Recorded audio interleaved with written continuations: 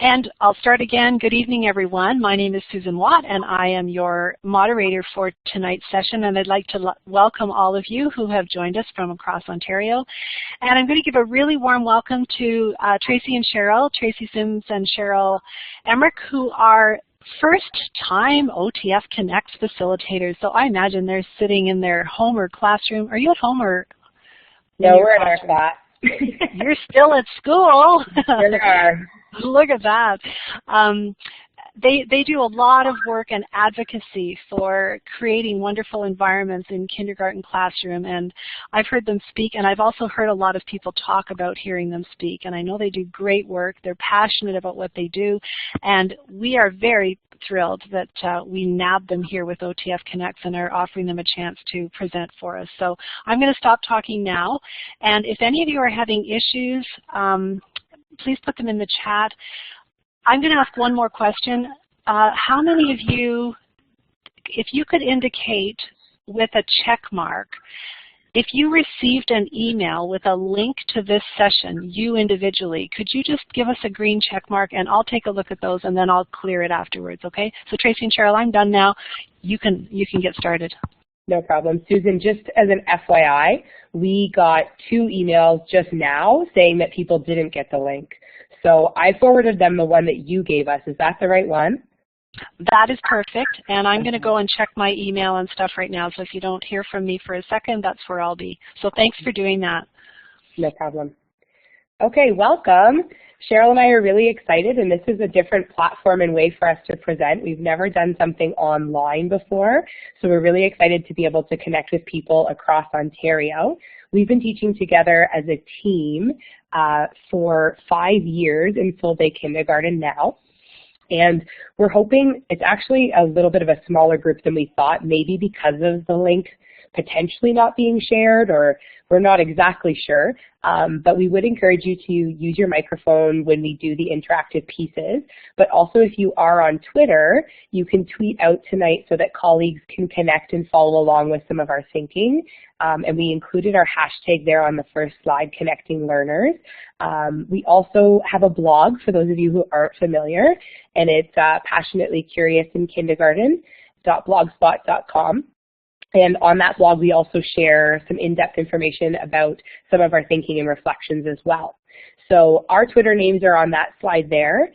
If you have a Twitter name, we're going to ask that you use the text to record your Twitter name or handle on the page here or in the chat room, and that way we can kind of extend and expand our network, and you can connect with each other via social media as well.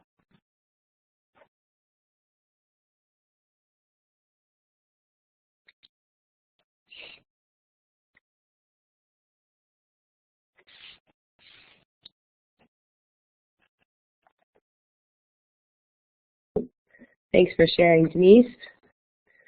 Anybody else have Twitter or access to Twitter?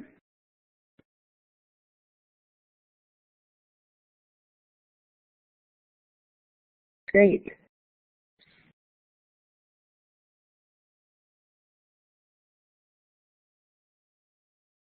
We love Twitter. We think it's such a great way to continue to connect with educators and share our thinking and our resources as well. So if you want to continue to add your Twitter handle to the chat, that would be awesome, because we will go through after, and if we're not already connected with you, we'd love to connect. And if you want to connect with other people, you can check out their Twitter handles. If you're not on Twitter, it's a great place to quickly connect with educators across Ontario, so we'd highly recommend getting on there and getting involved. So welcome. Cheryl and I have been working together for, like we said, about 5 years, and we've been in full-day kindergarten together for that whole time, both in a full-day core classroom and in an extended day classroom. And today we want to talk a little bit about the learning environment, and we're going to take it back to when we first started. And we want to share with you some of the reflections and some of the growth that we've made over our 5-year journey together as well. So looking at this first image, we want to invite you to interact. And if you're brave enough to turn on your mic and share, that would be awesome. But if not, you can share in the chat, or you can type right on the slide. How are you feeling when you look at this image?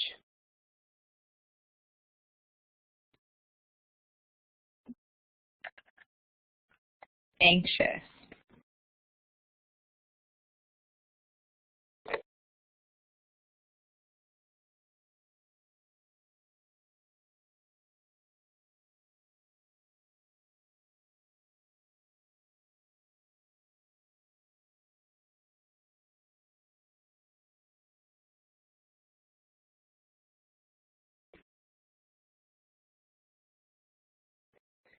Yeah, it can be a very distracting photograph, like it's 10 years ago. Very overwhelming. So this photograph was what the walls looked like in our classroom 5 years ago. I worked at Scholar's Choice when I first started teaching, so if you can imagine what we owned, it was pretty intense, and we created a classroom space. I set it up before I even had a teaching partner that year, and I thought what I was setting up was an exciting and inviting classroom, and it was exciting, but I think sometimes when kids are too excited, they're not in that right zone to do their best learning either.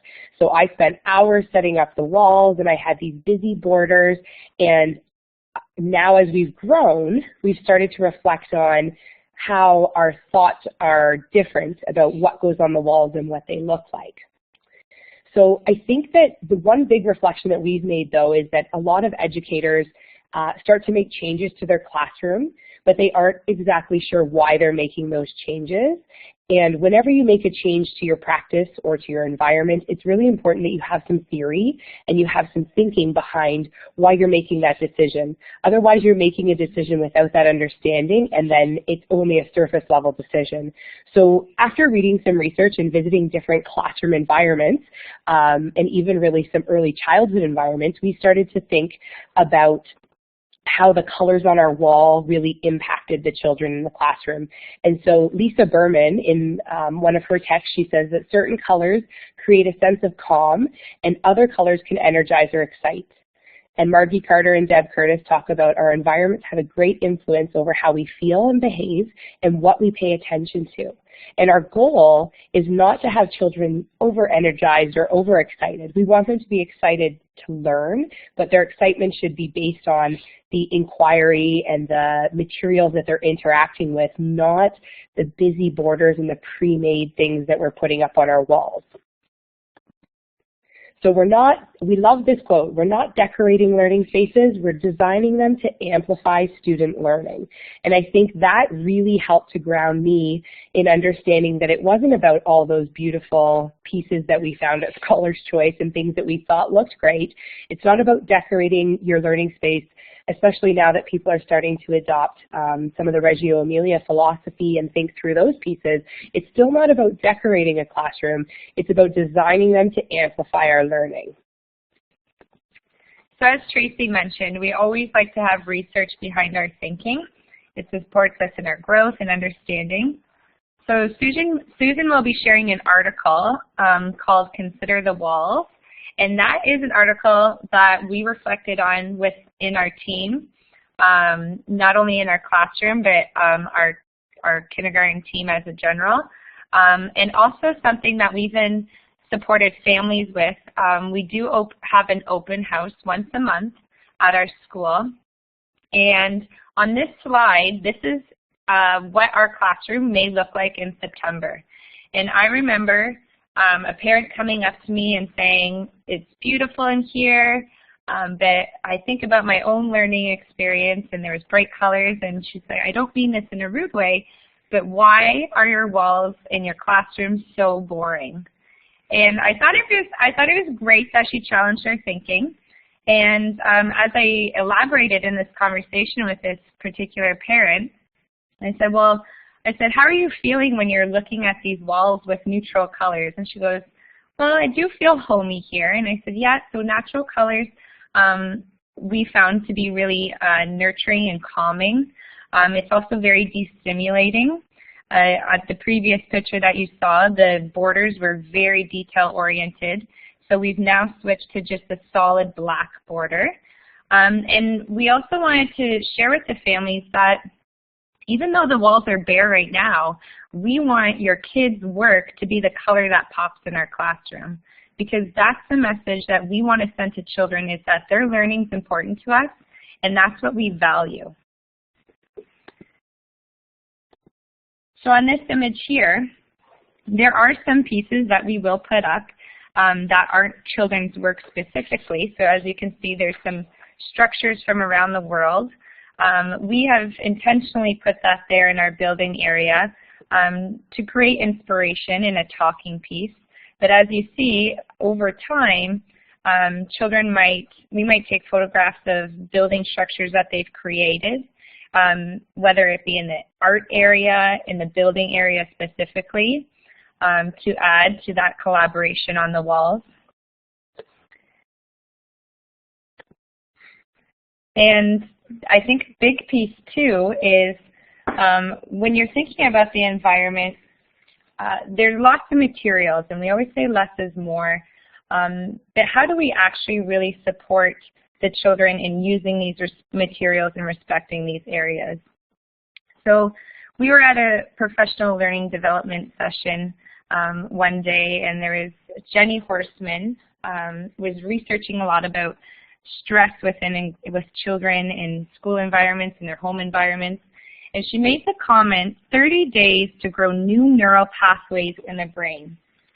And to elaborate that a little bit more, she explained that the neural pathways are the connections that we make in our brain when we experience something. So an example, if you're learning how to ride your bike, that first experience fires and sparks to create that neural pathway. And then as we practice, those neural pathways strengthen like a muscle, which then in result makes things less difficult, and we do things without even thinking about it. So that was a comment that really stood out to us. And Tracy and I reflected, okay, how are we going to support the children in establishing routines, expectations, and also getting familiar with the materials so that we can get that deeper level of play. So what we do in the fall is we now split the class into two. In the morning, half of the class will be out with either Tracy or I. So for example, Tracy would take them into the outdoor learning environment, and things that they would focus on there are how to tidy, what to do when the whistle blows, what could you do even in the sand. As simple as it sounds, some children who have never experienced, say in a child care setting, or they've never even been in a sandbox before, slowing down and actually exploring what can be done with those materials is actually a very intentional lesson to get them into that deeper thinking. So we focus on different areas in the outdoor classroom, and then the other educator who's indoors with the other half is going through certain areas in the room. So I may spend a short 5-minute lesson, say at the house center, and I might be modeling, what do you see happening in your own house? Oh, I see my mom cooking. Oh, okay. Where might I find the food? Well, we could come over to the fridge. What else do I might need? So it starts to get that thinking coming up and role-playing with the children. Short 5-minute lesson, then they're free to explore. We often encourage them to choose where they're interested in going to. But we also take into consideration when we are making these groups that there is a mix between junior kindergarten and senior kindergarten students. The reasoning behind that is the senior kindergarten students have now been with us for 2 years, so they can help us foster the expectation of tidying up. They have experienced some of these materials that are also usually the staples in our room, so they have some context in their play when they are role-playing with the other students in the classroom. And going back to that theory of 30 days to grow neural pathways, the more we practice this and slow down, the more capable and receptive the children are going to be when bringing this into their own learning. And I think another piece to add on to that, Cheryl, is that a lot of people look at these beautiful materials that are shared in classrooms and they say, oh, my kids are just dumping things and my kids aren't respecting, they're breaking the different materials and they're not taking care of them. But we often don't recognize how much time it takes to teach young children who may never have had an experience with these type of materials. Maybe they haven't been in childcare or they haven't learned to use these materials at home. I once heard someone say at the very beginning of my journey that when children play with only plastic materials, they start to recognize that they can step on them and they can bend them and they don't often break. But when we give children these delicate or beautiful materials, sometimes they are breakable or sometimes they are things that they need to be taught. So I think it's really important that we do slow down, and I think the colleagues that we've connected with who take that time to slow down in the fall, they feel like they're not playing catch up in January. Because if you take that time and you put that time in September and October, by November and December you're starting to get in the swing of it, and when you return in January it feels a lot more comfortable too.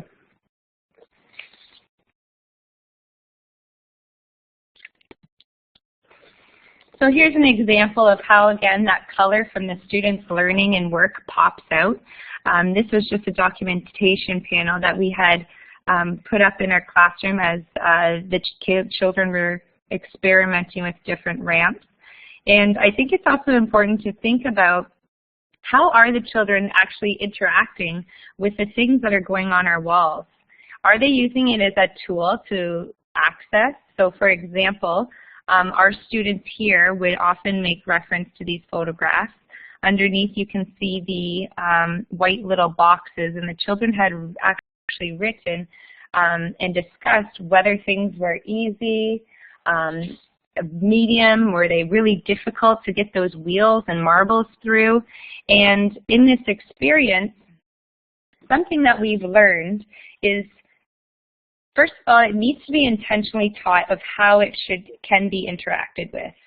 And as the students are using it, you will kind of get that gut reaction as to when it's ready to come down, because as that loss of interaction is happening, then maybe it's not needed as a tool on the walls. Maybe it could go into a book in the book nook and have it still accessible, but not on the walls. It's not becoming wallpaper.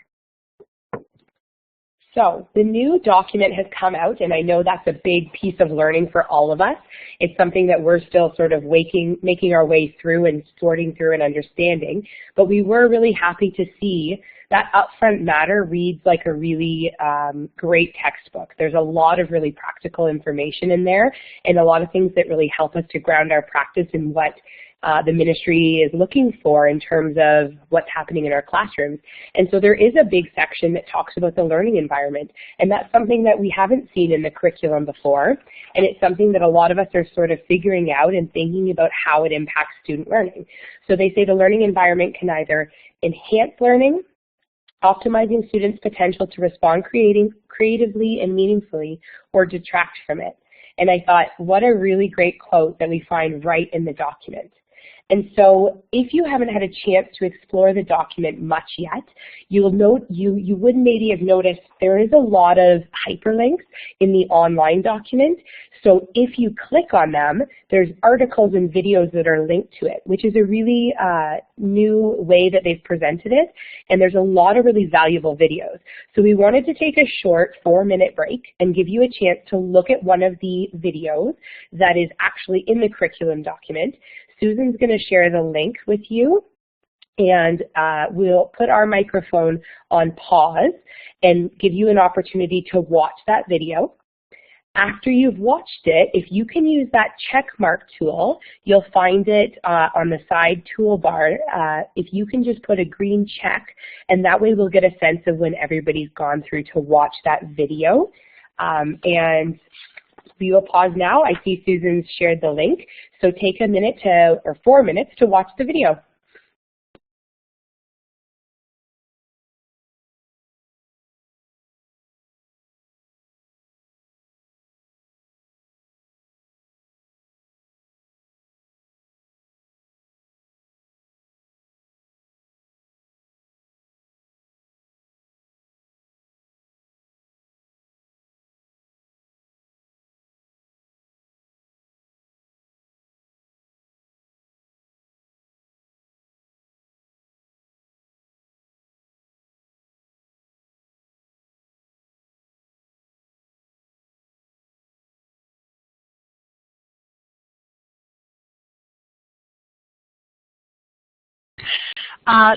Sorry, to the sisters, there is no sound right now because everyone's off watching a video. I'm going to put the link in the chat one more time. It's a video that if you click on the link in the chat area, it will take you out to your own browser and you can watch the video. It's actually 4 minutes long and our time's almost up, but you'll have the link there and you can either watch it while Tracy and Cheryl continue talking or you can possibly watch it later.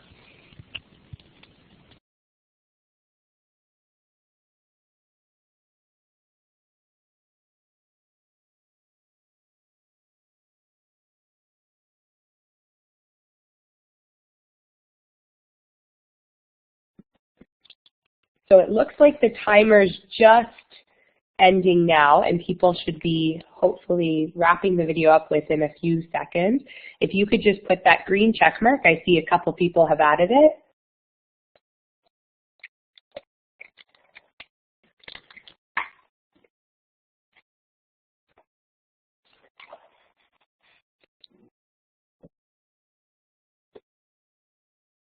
Great.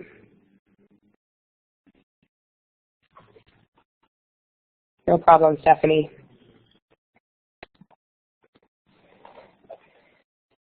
As everyone starts to wrap up the video, continue watching, but if you want to share in the chat or on the screen using your text tool, one key message that stood out.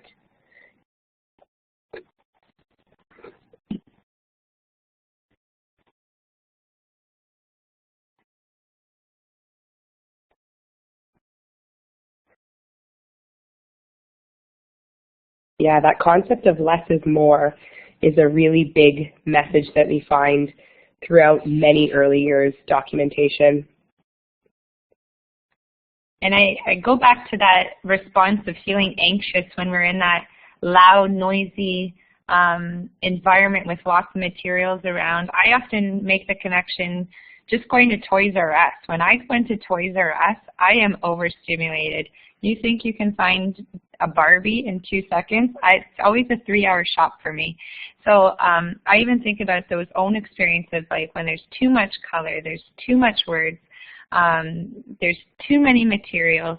It's hard for the brain to even rest and think about where do I even start. I like the messages I'm seeing about the children as a part of the co-creation of the learning environment as well. And I think sometimes we think we're including children in that piece, but that's not always the case either. I think it's important to listen. Sometimes their ideas are even more insightful than what we could have come up with ourselves. Yeah, that responsive piece is huge too, Kathy. It's always changing and adapting as we learn more about the children and as we learn more about how they use the materials in the space.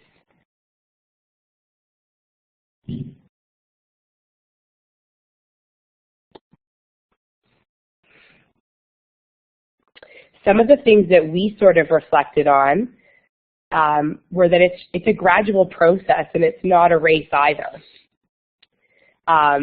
I think when I first started to make changes to the environment with my partner in my first year of kindergarten, I did one wall at a time because I couldn't bear myself to take down hard work and the beauty that I thought I had created with my team. So we did one wall at a time, and I think that's okay. We have to give ourselves permission to take our time when we're making changes in our practice, and we don't have to rush to change everything at once. Every change you make is also a theory. They talked about that in the video, and I think that's interesting too, and a lot of you commented on that responsiveness to children's needs, because every time we make a change in our room, whether we're, a couple years ago we put our building and our dramatic play connected together, and our theory was that the children would like to use the materials from both areas to deepen their play, and we thought that would be what happened, and we had to take our time to watch how the play evolved to see if that theory was correct as well. And just because it has always been that way doesn't mean it has to stay. I think that's a really helpful message to hear too, because I think we sometimes do get stuck sometimes. And so change one thing at a time and take it slow. If you're new to kindergarten, that's going to be a big learning piece for you to figure out what an environment might look like in the early years, how you're going to set that up, how you're going to negotiate those things with your teaching team as well. So when making changes to the space, involve the children in the process. And I think that's a great reflection that some of you even had in that co-created piece, having those conversations with them of, I noticed this area is often really crowded. Do you guys have any ideas of how we could create more space so our bodies can be comfortable? By providing those prompts and questioning, it helps them feel involved in their own environment. Imagine if someone came into your house and you woke up and they rearranged your kitchen every single day, and you had to find that spoon for your yogurt to pack in your lunch every morning, how anxious and how frustrating that would be. So we've now shifted to think about where are things going to be easy accessible for them so that they always know, if I go here, I know I can find this material. And I think that even when relating that to changing provocations and learning materials in and out of your classroom, you want to think that that could cause a lot of anxiety or anxiousness in young children when they walk into a classroom on a Monday morning and many things have changed since that Friday. So I think that's something to be very mindful of, is making the children aware of those changes so that they can reconnect and think about what that means for them and what that means about finding things in their learning space. So thinking about your own classroom environment, just a quick check mark. Do you have a teacher desk currently in your room?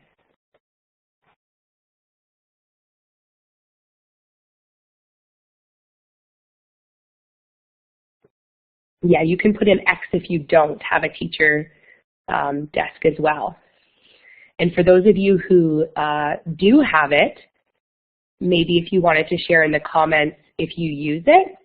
And for those who don't, do you have a different type of workspace that you guys use?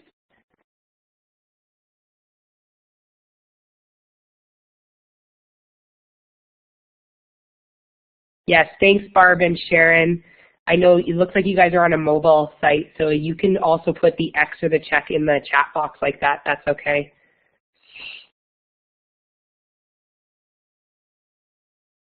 So it looks like Stephanie uses it essentially for small groups.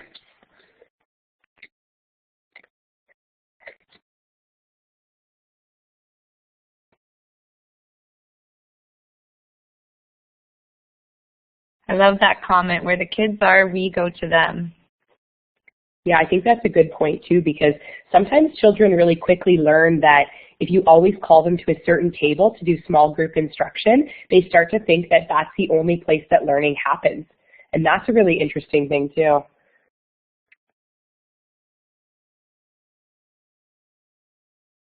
And it's another reflection that we had is, if we are only using that table or a certain space in our classroom for a short time of day, are we really utilizing our space to the best potential?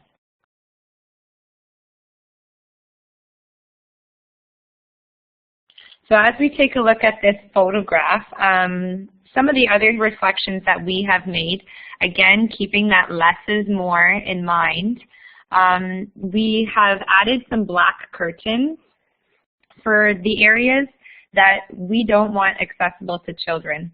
So what might be behind there? It might be some of our guided, our resources stored in bulk that come out periodically as they make sense, as we're teaching them with the kids or as we're incorporating into the classroom.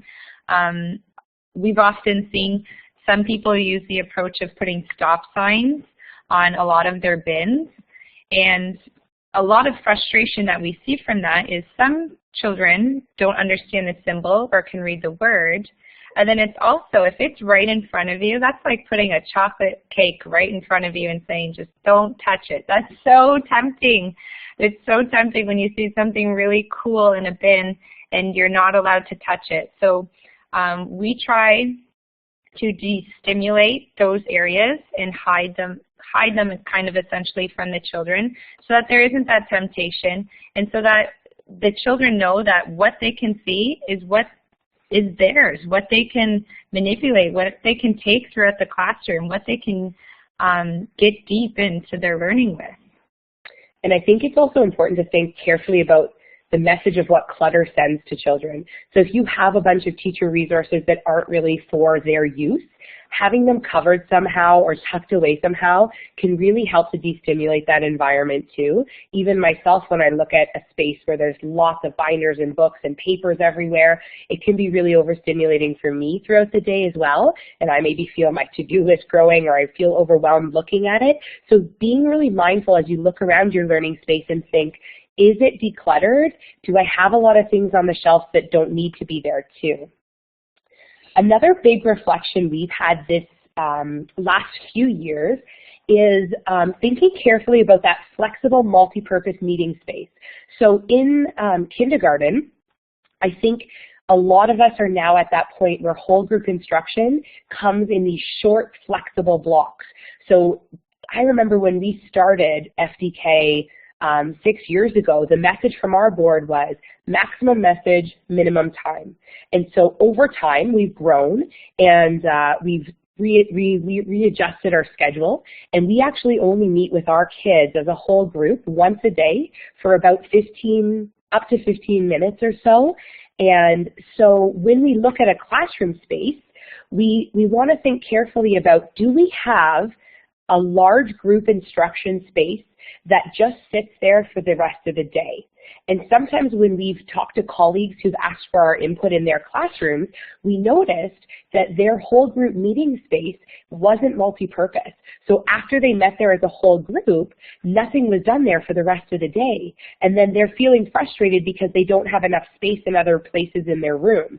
So what we do in our classroom is we meet in our building area, which you can see in that first picture there. It's a really large open space, and that's where we will do a lot of our whole group meeting. And then if for some reason the children are saving a structure, they've been working on something in the building area, we can also be flexible and we can meet in another space in our classroom. So look around your classroom and think, where else could I just move some furniture? Where else could I shuffle things around a little bit to create another meeting space if you, for example, meet in your building area and that's being occupied? Sometimes it's just a matter of kids aren't done cleaning up too, and you want to start that large group instruction, so you may find a flexible meeting space and meet somewhere else in the classroom. So that second photo is our dance studio, and we'll just shift the tables a little bit, but it does provide us with a really big space for meeting as well. So how did we achieve this less is more? A big shift that our kindergarten team did together was we pulled all the resources out from each of our classrooms, and we went through all of them. We purged a lot of the broken and outdated materials. All our home materials now stay at home and only come into the classroom as they make sense. And this has really helped us, because in this photograph you can see these are all our building materials. So each of our classrooms houses something different. One classroom houses building, one classroom houses literacy and dramatic play, another one houses mathematics, another one has light and nature materials. So it's all centralized. That way we're achieving that less is more in the classroom. But it's also supporting us in being more intentional as to why are we bringing these materials into the classroom, and how are we going to set up these provocations with intention so that the children are really understanding how these materials can be manipulated. And I think before we did that process, we all had a little bit of something, and we would put out 20 pieces of Duplo, but now when we go to take out that Duplo or to take out Kapla blocks, we have a bigger amount of that, and that really supports that piece too. And just to answer your question, Diane, the materials that you're seeing in the photo are all the school resources. All of our home resources are stored at home now. And if something comes up that makes sense and we have something from home, then it comes into the classroom, but it's not stored in these central areas.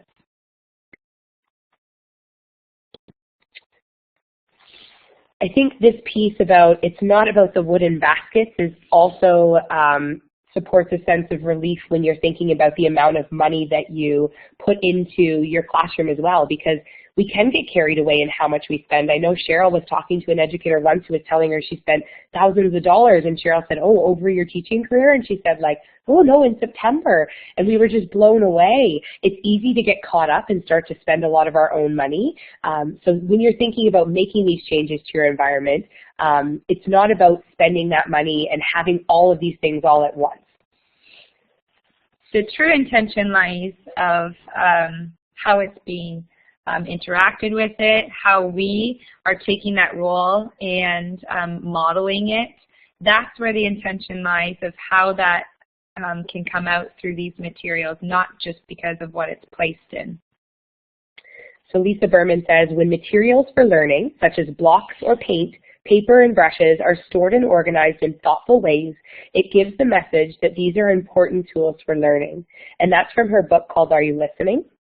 That quote makes me think, a lot of people say, well, why do you organize your crayons and markers by color? And I think a lot of the time people do it because it looks beautiful, or we've seen something on Instagram or Pinterest or Facebook, and we start to think, well, I see other people doing that in their classroom, I think I should do it in mine. But I think sometimes it's important to say to ourselves, slow down. Why am I doing that? What research is telling me, or what's my intention behind it? And so when we think about how we organize materials, we think of this quote and some of the research that Lisa has shared, because when we organize things intentionally, then that really supports children in understanding that those tools are important for their learning.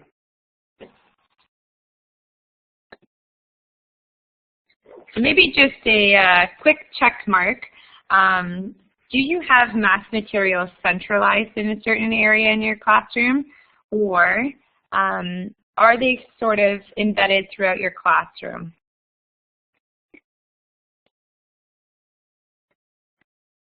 So a check mark if they are centralized, and an X if they aren't.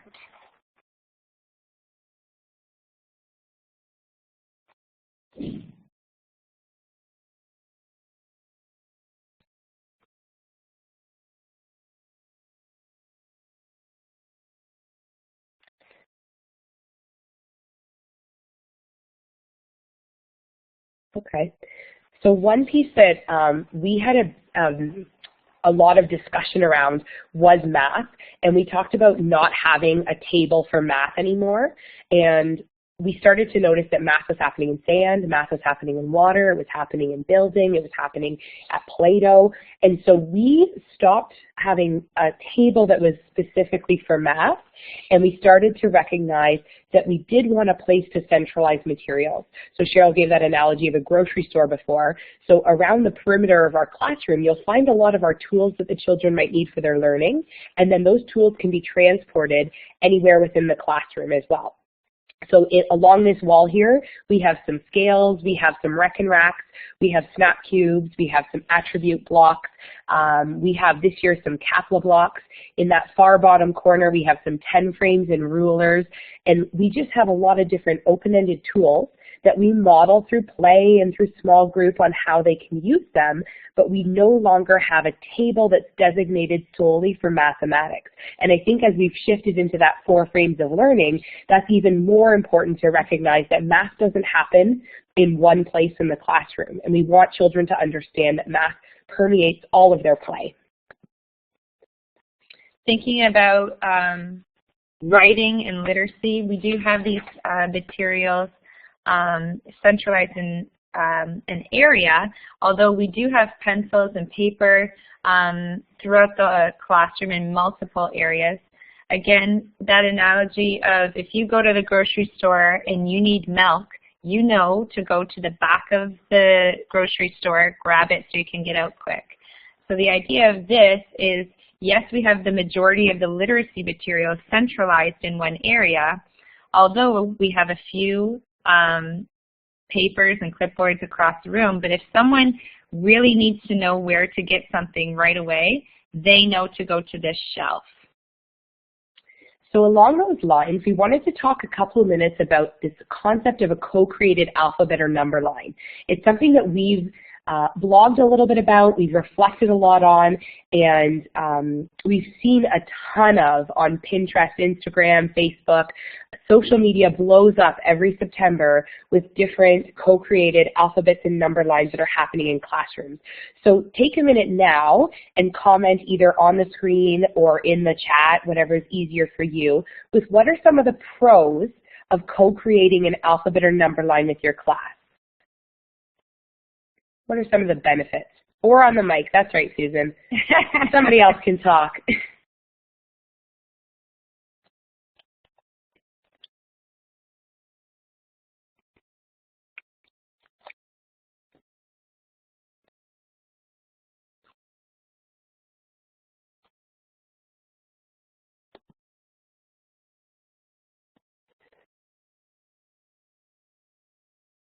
Seeing a lot of student engagement. Children are more likely to interact with it if they feel connected to it somehow. Ownership.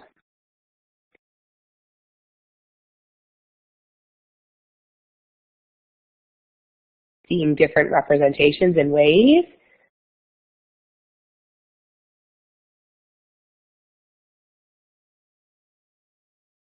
Lots of great thoughts.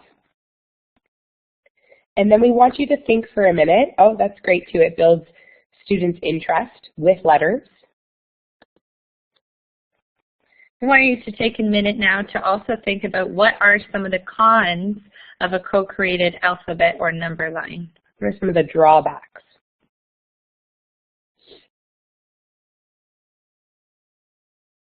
Somebody should talk on the microphone. Time is a huge one. Stephanie, that's an interesting example too, using straws and connectors. The children find everything in the classroom that can become letters. The assumption that everyone's ready for it, I think, really stands out to me. Yeah, and Denise, I liked that you talked about that proper formation. Pinterest fails. It does take a very, very long time. That whole notion of having it as wallpaper.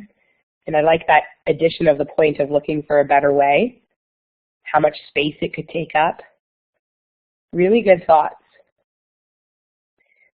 Just a quick show. Check mark if you have a co-created alphabet this year, and an X if you are thinking of a different way to approach it, or maybe you haven't posted a co-created alphabet. Really good point too, Christina, that readiness.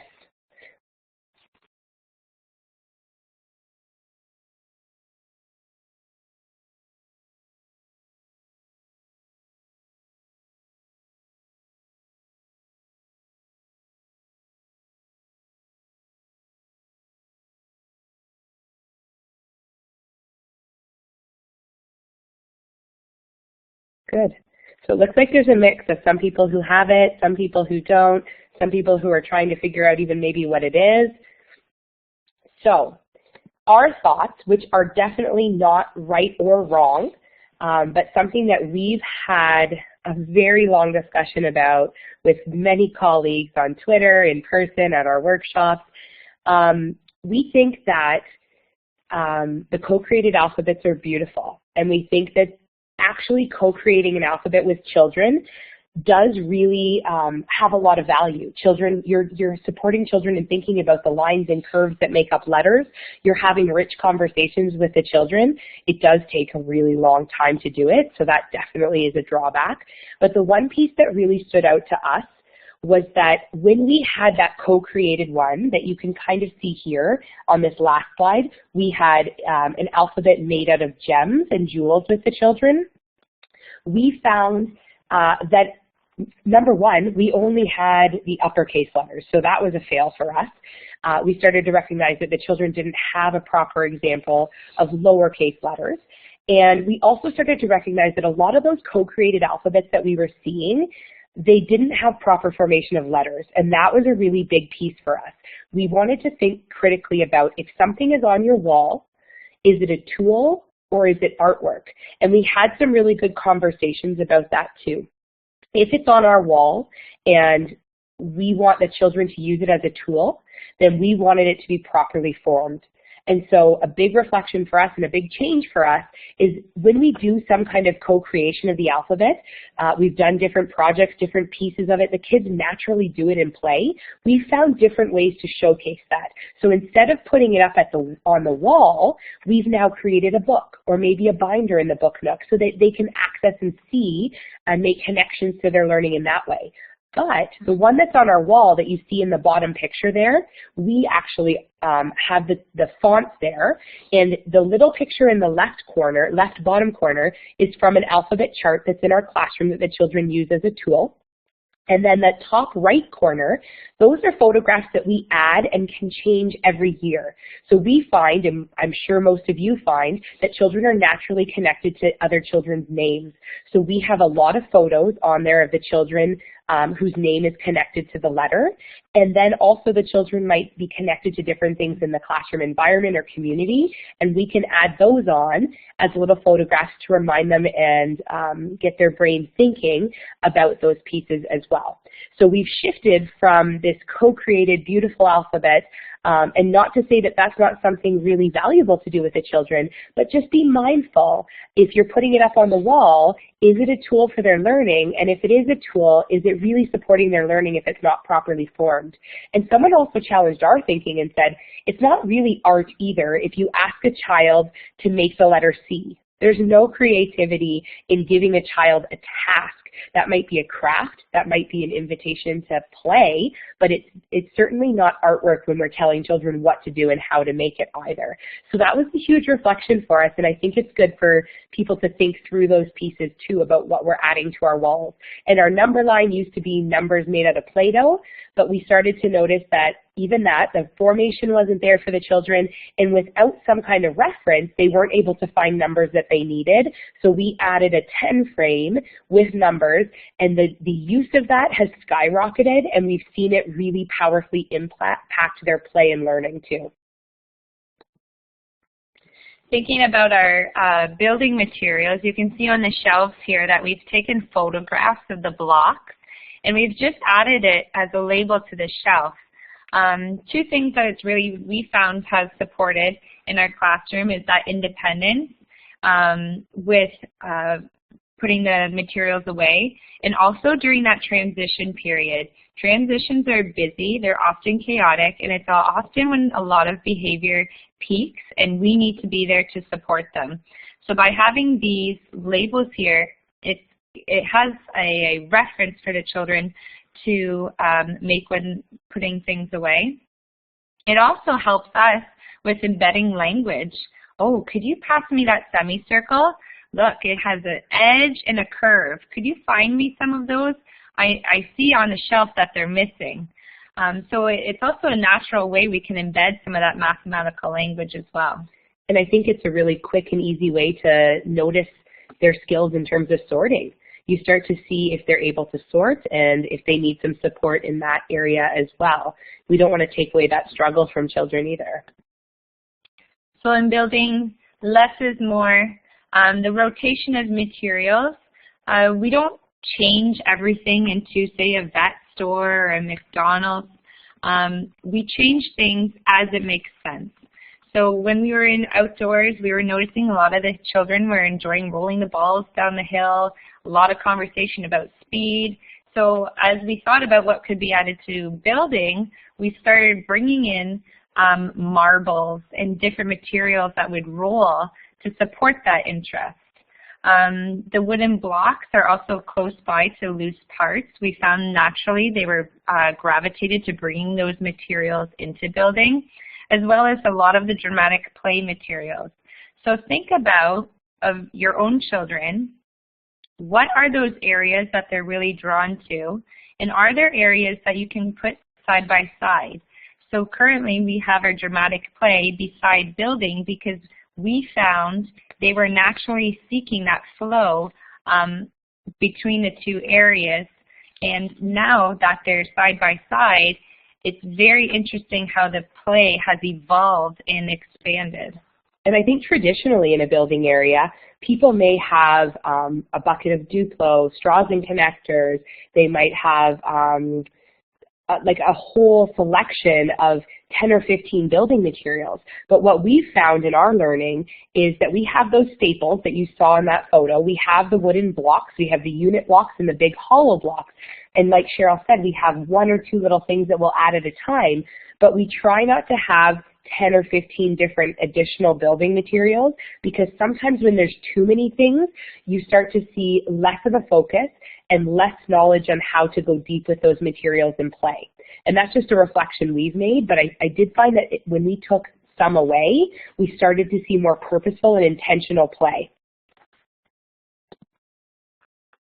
So our art studio is open all the time throughout the year, and you can see, like we talked about earlier, that intentional organization of materials is really helpful. If you notice in the bottom corner of that shelf, you're going to see that there's little black bowls. We went and visited another learning space, and they had bowls that they were using with the children, and we asked why, and they talked about how oftentimes children will just take handfuls of different materials and they don't really stop to think through why they're using them. And so they said they use bowls. And so we brought that concept back to our classroom. And at the beginning of the year, we teach the children to take a bowl and to slow down and think, what do I need for my art project, or what do I need for my creation? And then we prompt them. If they put 4 purple crayons in the bowl, we slow them down and say, well, why do you have 4 purple crayons? You probably only need 1. And we talk it through. And then they say, okay, I want to build a house. Well, what other materials might you need? Let's look at the recycled materials.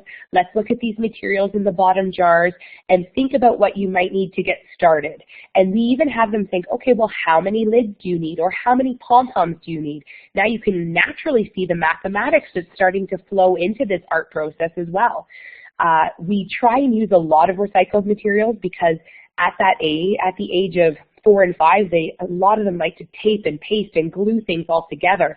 So the more recycled materials you can use, the more your pocket's going to feel better from not spending on too many things, asking families for donations as well, and being creative. Cheryl saves a lot of lids from different juice boxes and different apple sauces and things, and we use those to enhance the art studio as well. So that's a picture with some of the materials that are out. We would also have an additional basket with recycled materials as well. And we don't ever at our art studio put out a pre-made craft. We don't expect the children to make something in specific. Sometimes we will teach to the tools, but we don't put out a sample and ask them to recreate it. It's an open-ended space for the children to create.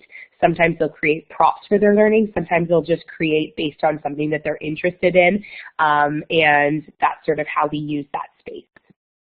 In September, it looks a lot more bare. So this is our art studio in September. You can see there's only crayons. There's the little bowls at the bottom because we want to teach them how to use those. And then at the top, there's just paper and pencils.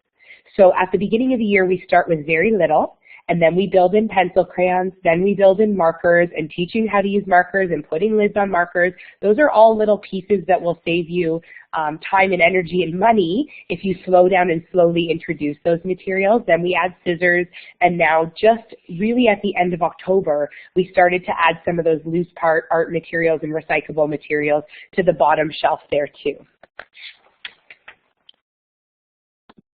So again, like Tracy mentioned, we really try to slow the process down so that they're really intentionally understanding how these materials can be used.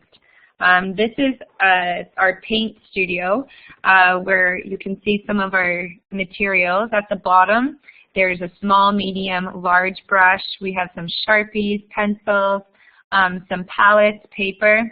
Is all of this out at the beginning of the year? No, we might start with just the pot, paper, and a brush. And we really just want to teach the children how to care for it. How do you wash the brush? How do you set the stage for when you're done and someone else could come and then take over those materials and explore them themselves? And then it also provides really good conversation when you start to introduce some of these other materials. The understanding of spatial awareness when you're using different size brushes. Well, why might you use a large brush? Doesn't make sense. Show me the space that you're wanting to paint on. I wonder what might fit best. So having a lot of those deep prompting questions will support them in thinking through how the tools are going to be used. The markers, I don't know what it is about Sharpies, but it really just slows children down. And I think with paint, it also just helps make the color pop. And then with pencil, we just found when we are painting the lines, if they choose to illustrate before they paint, we're disappearing. So that's the reasoning for the Sharpies there as well. I think ultimately when you're thinking about art, you just want the children to slow down and start to be really intentional about those thoughts. So with those bowls in the art studio, it's about, being intentional. What colors will you need? What materials will you need? And like Cheryl said, at that art studio, we want them to think critically. Our goal is for the children in our classroom to think critically about the decisions that they're making, and then you'll start to see changes in the way they interact with materials and changes in the things that are happening because they are slowing down and they are thinking critically about what they're doing and how they're interacting with the materials. But it does take a lot of upfront teaching, and it does take a lot of time and patience to do that too. We do have a dance studio in our classroom. This was inspired through a dance project that actually was sparked in the room, and we've actually carried this into our practice in the future years after that project had come to a close. So you can see the mirror. We have had costumes donated from local dance studios. Always ask for the world, see what you get. We have the CD player, the iPod. We train the kids how to use the iPod. And it's a great way for you to get in tune with self-regulation with some of the children. Looking at their body cues. If you're noticing they have some excess energy, what a positive space that they could now be redirected to creatively. And then we also think about dance studio. That's really overwhelming. All I anticipate is loud noises. Yes, sometimes it does get loud, but we see it as a teaching moment. What might you go say to them if you're feeling too loud? I had a student one time, they were working on an art project in our art areas close by the dance studio, and they said, "Oh my goodness, it's so loud, it's so loud." And I said, "Yeah, I'm feeling that way too. And sometimes I have a hard time focusing when it's this loud." What do you think we could say to them to help them understand why we need to turn the music down? And we brainstormed, and it really sparked that conversation of how could they problem solve this? How could they regulate their own emotions when feeling frustrated when things come into play? And we then approached the child and said, "You know what, I'm really trying to focus on my artwork, and I'm getting really distracted because of the music being so loud. Could you please turn it down?" So what a great opportunity to practice some of that language and problem solving in a natural context. And Laura had a question about the books on the shelf. I'm wondering, Laura, if you're referring to the frames that maybe look like books beside the mirror. Those are, that's actually a bookshelf that was constructed in the first phase of kindergarten, SDK at our school, and the books don't actually stay on it. So we've been creative, and we use frames, and we frame documentation and learning stories and have it there for the children to look at, to share, to talk about. So those are actually frames and not books. And then Valerie had a question about the art studio. Do we leave out construction paper for the children to use freely? And we do. We cut it into some smaller pieces, and then of course if they're engaged with a project that requires a bigger piece or something specific, we will often say to the children, well, let's make a note, and then the next day we come back, we will have those materials that you need for your project. Sometimes it's okay to say to children, no, we need to slow down, and we might need to gather some materials to support you in your art. And that's a part of that learning process too. We sometimes get really excited and we try and get things for people right away, but it's okay to slow down and say, we're going to have to get that tomorrow too. So we do have little pieces at the top, but we do also sometimes tell the children that we'll wait. Great question, Laura. We can share some links on our blog about learning stories and documentation. We'll tweet that out later on. Another completely loaded question for sure, and another big topic. We've done 2 or 3 day workshops on doc. Our nature area is connected to our building area as well. We adapt it based on their interests. This is where you'll find some of our loose parts. You'll also find some animals, natural materials such as shells and rocks, some blocks. We don't have a ton of things out, but we do have some different nature materials, and we have a little rug where the children will play, but sometimes the materials go into the building area, and sometimes the building materials come into the nature area too. So we do allow that transportation of materials. Our book nook, it's a quiet area. It's near our writing area. You want to think about having, as much as possible, a few little quiet nooks in the classroom because everybody learns a little differently and everybody needs different spaces for their learning. In our book nook, we do have books, of course, and then on the bottom shelf there, you'll see their portfolios. And on the top shelf, you can see there's some white binders. Those are project binders that have different pieces of documentation in it as well. The portfolios are out for the children to look at and to use throughout the year. They look at each other, they look at their own, they share them with their friends and families during those open house times as well. And we also keep some puzzles on the shelf that the children can use in that area or in another space in the classroom too. Our sensory areas in our classroom, we do have sand and water. Sometimes when having conversations with other educators, there's always a debate, do you have them both open all the time? Tracy and I do. We find it important to have different areas, especially for those children who are often seeking sensory. I think sometimes where we get stuck is, what do we even put in these buckets or bins? And I think, again, going to that notion, less is more, and not to overthink it. This is a reflection we even had this year. We found the kids were just really, really drawn to pouring and filling. And no matter what else we were putting in, the kids were kept getting drawn back to that just pouring and filling. So even just thinking simply, what could be added to add to it? So initially we started with these cups. Then we said, I wonder if we added a different level. We saw the milk crate and the board. Now how could we have them, how could the water be released? Well, we could think of funnels. We could think of syringes.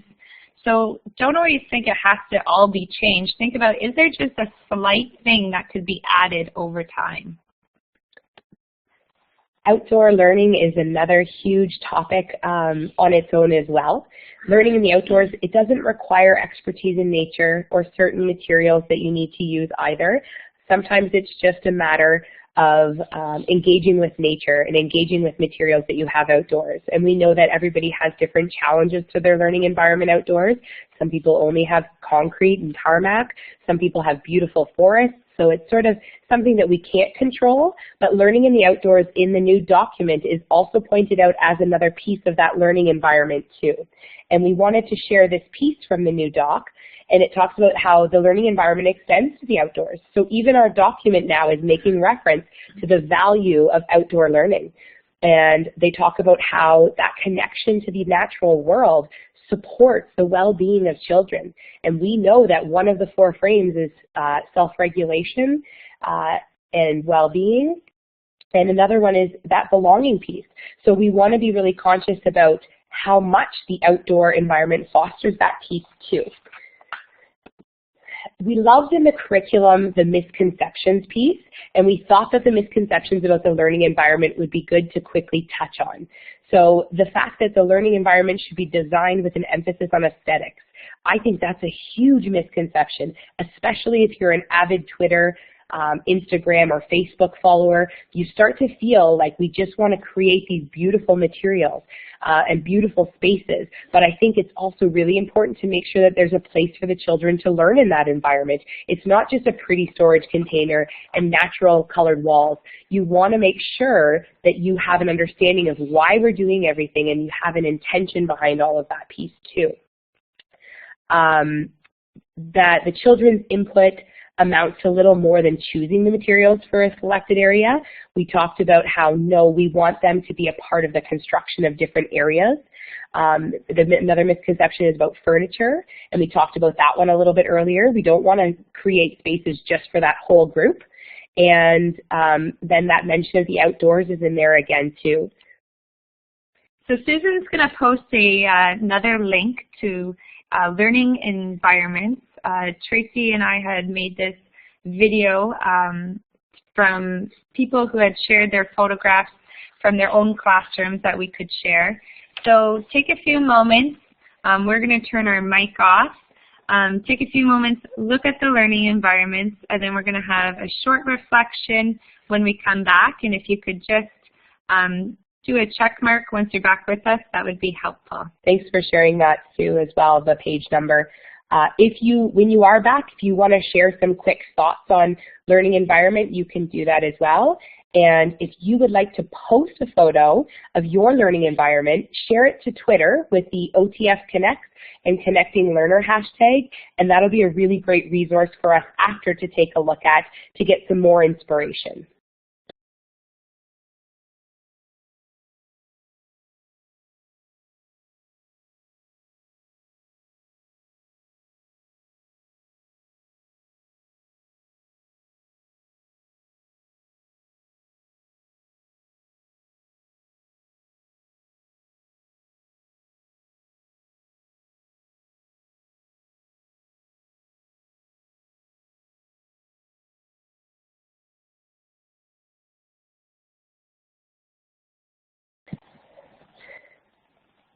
Looks like most of you have finished. We have about 13, 14 that are done.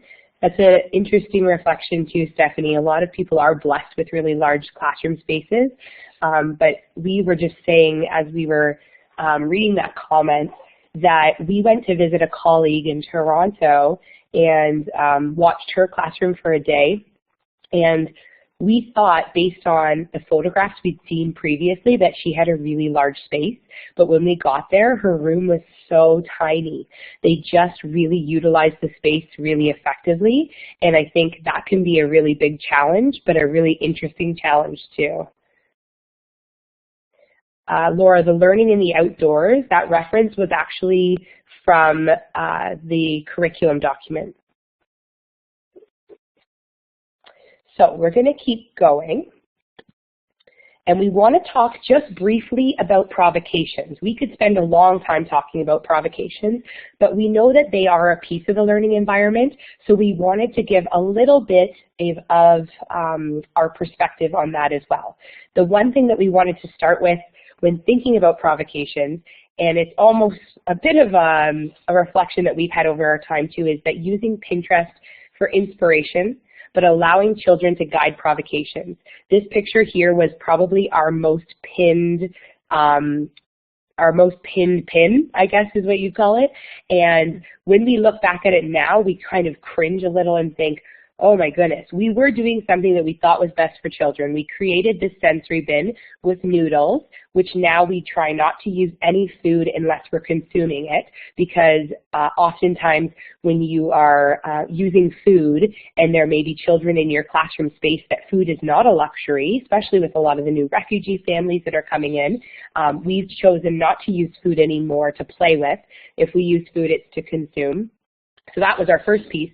But beyond that, we started to notice that the kids did it once. They played I Spy, they found some of the materials that were hidden in the noodles, and then they stopped there. And we thought, oh, well, why don't they go back? Well, but they've already done it.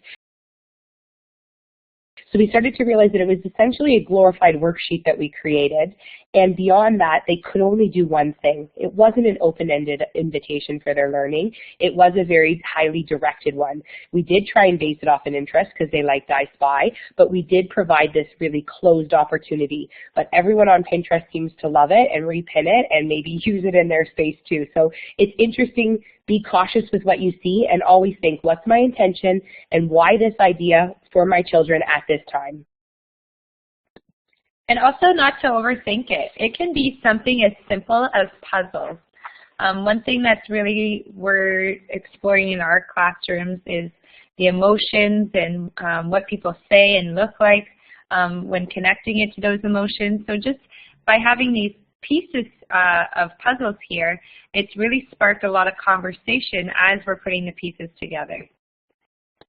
One text that really helped us to define provocations and sort of think of them in a really simple way, because it can be an overwhelming word, it can be an overwhelming concept, is this text called Reggio Inspired Mathematics. It was created out in the Richmond School District in BC. Really simple, very, very visual read. But in there they define 3 different types of provocations, and we wanted to share with you what those might look like, because we know that when we're setting up a classroom environment, we want to have a mixture of these types of provocations. Too many of one kind won't lead to the best learning happening in your environment either. So one is a direct prompt. And the prompt here is the question of, can you create a picture? This is sometimes a question that we might write to have on display beside the materials, or it might be done verbally. But the prompt is either written or verbal when you are here at the provocation. Thanks for sharing that link too. So then when you get into an implied prompt, sometimes you set out open-ended material. So here we have some doll furniture and dolls and Kapla blocks or city blocks. But sometimes the children, especially at the beginning of the year, if they haven't had an opportunity, they look at him and think, what am I supposed to do with this stuff? So sometimes you may imply or show a way that the children could use or interact with materials. So there's that implied prompt through modeling. And that's, you want to think critically, when might it be helpful to do that? They may use them in a completely different way, but sometimes we show them an implication or a way that they could use them. And then an open exploration where you have materials set out in an intentional way, but they're not necessarily given the specific guidance as to what to do here. We often find with these open exploration provocations, either children are drawn to it or children really struggle with what to do here. So sometimes it's just quietly sitting down, playing alongside them, and modeling and playing with them so that the children can actually see the potential of how the materials could be used.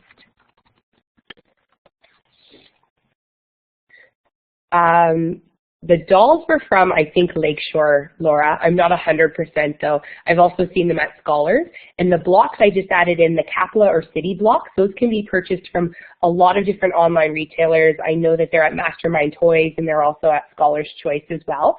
On our blog, we do have a section that we're continuing to build with links to products that we really like, just to help, because sometimes it's helpful to see those materials in action. So if you look at our blog, there's also a resource section with resources and materials that might be helpful for your learning as well. So provocations, how many provocations are out at once? We know that we don't want too many open provocations. We don't want too many direct prompts. We want to have a balance. If you have too many provocations that require you to be there, or that you're excited to be there to document, then you're going to have difficulty in supporting and extending all of those. So be really mindful. You don't want to have too many complicated or in-depth provocations out at once. You may want to keep some of them more simple, like Cheryl shared with the puzzles. You might just want to have an open-ended magnetic building material that's out. You want to make sure there's that balance. We don't change all of our provocations every Monday or Friday. We extend or alter them based on what we're seeing and hearing with the children. It might be a matter of adding or taking away something, and we change them as they make sense. So when we start to see the interest is weaning, then we might say, do we add or extend? Do we alter it a little bit, or do we just move and change it a little bit? But not all at once, gradually. And is there space for the children to learn? Sometimes I see these beautiful provocations online, and then I look and the whole table's covered, and I think, how are the children going to engage with those materials? Where is the space for them to be a part of that provocation and for them to learn? And how do provocations differ and evolve over the year? Less is more at the beginning of the year. And as they grow more comfortable and learn how to interact and care for the materials, that sets the foundation, and then the complexity deepens as it builds. Now, being mindful of time, I'm going to ask Susan to share the provocation video, but we won't take time to watch it as a group right now. So she has a link that she's going to share. It's really similar to the environment video. It's a collection across Ontario of beautiful provocations and different ways that educators have staged and set up materials to invite children to learn.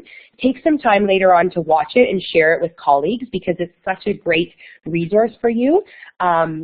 But we won't take time to look at that now. It's also nice, that video, because sometimes you might want to pause it to look carefully at some of the materials that were included as well.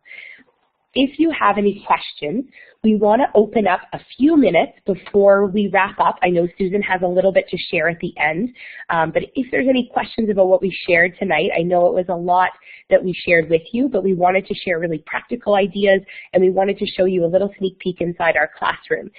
We also are always willing to continue that conversation on Twitter with our hashtag Connecting Learners, and we also, on our blog that Susan shared, we also have our contact information, so our email if you have a more specific question that might require more direction too. So any questions, you can turn your mic on, you can type it in, or feedback. We'd love to hear any questions or thoughts that came up from the session tonight.